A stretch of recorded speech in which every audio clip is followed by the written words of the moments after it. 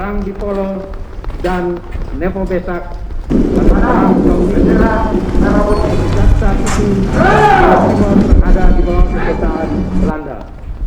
Berdasarkan Selfbestuurregeling, Belanda membentuk Onderafdeling Zuid-Midden Timur yang dipimpin seorang kontrolur yang wilayahnya meliputi 3 kerajaan berstatus otonomi, yaitu Kerajaan Amanuban, Kerajaan Amanatun, dan Kerajaan Molo. 3 kerajaan tersebut masing-masing dipimpin oleh seorang raja atau kepala daerah Swapraja.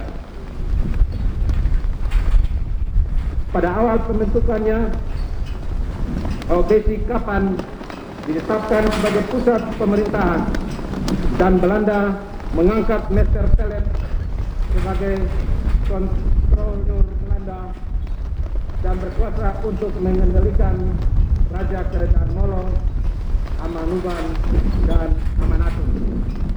Mengingat letak OBC cukup jauh dari Kerajaan Amanuban dan Amanatun, maka Belanda di bawah kontrolur Meester Pellet merencanakan untuk memindahkan ibu kota Onderafdeling Zuid-Midden Timur dari OBC ke Soe, yang kemudian direlasikan sejak tahun 1999, ulangi 1919, dengan mulai membangun perumahan pegawai Belanda, asrama polisi, dan tentara Belanda di Soe.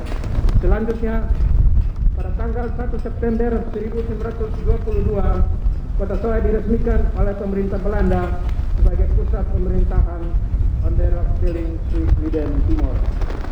Pada saat berdiri, kota Soe adalah sebuah kota kecil dengan kondisi fisiknya yang sangat sederhana. Jalan-jalan di kota ini pada saat itu umumnya jalan tanah. Jalan beraspal di kota ini hanya satu jalur, yaitu dari kompleks pekuburan sekitar Gereja Maranatha di arah toko Gunung Mas, berbelok ke arah Gereja Katolik dan sekitar Kampung Baru. Itulah jalan akses pertama yang menjadi kebanggaan penduduk Kota Soe pada waktu itu. Pembangunan visi Kota Soe yang ditinggalkan Belanda tidak pernah mengalami perubahan sampai dengan masuknya tentara Dai Nippon.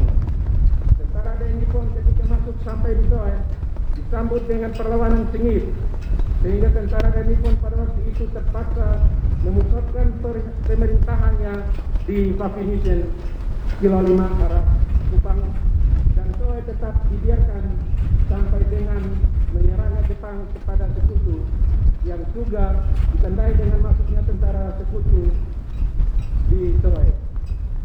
Sekutu di bawah pimpinan tentara Australia kemudian memindahkan pusat pemerintahan kembali ke kota Soe. Sejak ditetapkan sebagai pusat pemerintahan oleh Belanda, kota Soe mengalami perkembangan dan perubahan yang turut dipengaruhi oleh terjadinya 1922. Penduduk dari luar daerah banyak yang datang ke kota Soe, seperti dari Rote, Sabu, Bali, Jawa, Minangkabau, Bugis, Makassar, dan lain-lain. Bahkan ada yang dari luar negeri seperti Cina dan Tiongkok yang turut membawa pengaruh di bidang ekonomi, sosial, dan budaya.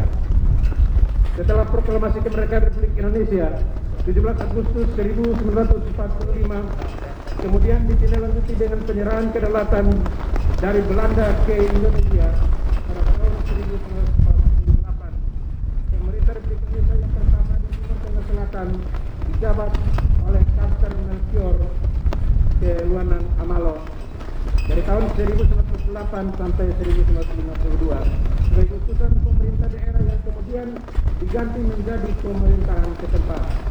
Setelah penyerahan kedaulatan, pemerintah setempat di Timur Tengah Selatan dijabat oleh M. Sapia tahun 1952 sampai 1950, kemudian oleh D.C. Sogale berdasarkan Undang-Undang Nomor 69 tahun 1958 tentang penentukan daerah-daerah tingkat 2 dalam wilayah daerah-daerah tingkat 1 Bali, Nusa Tenggara Barat, dan Nusa Tenggara Timur, maka secara resmi terbentuklah Kabupaten Timur Tengah Selatan pada tanggal 20 Desember 1998 dengan ibu kota Soe. Pada awal berdirinya pemerintahan Kabupaten Timur Tengah Selatan dengan ibu kota Soe, Bupati Timur Tengah Selatan yang pertama menempati sebuah rumah di sekitar lapangan tenis Pasar Lama atau dekat kantor Dinas Pariwisata sekarang sebagai kantor. Kemudian dipindahkan lagi ke kantor Dinas Pendidikan dan Kebudayaan Lama, sekarang TK Pembina, dalam wilayah kelurahan desa. Baru pada masa Bupati itu sekarang dipenuhi sepatah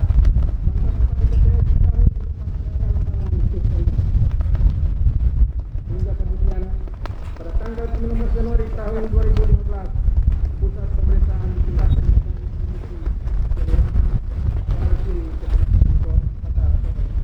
oleh Insinyur Paulus Ernela MSI.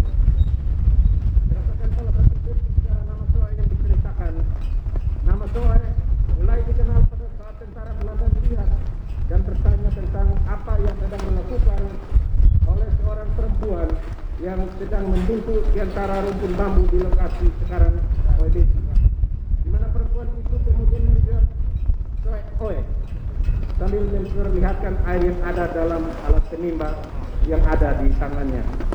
Tentara itu pulang mendapatkan pasukannya dan bercerita tentang Soe Oe, sehingga teman-temannya juga pergi mengambil mata air itu yang kemudian mereka sebut Soe karena tidak bisa mengucapkan secara lengkap Soe Oe.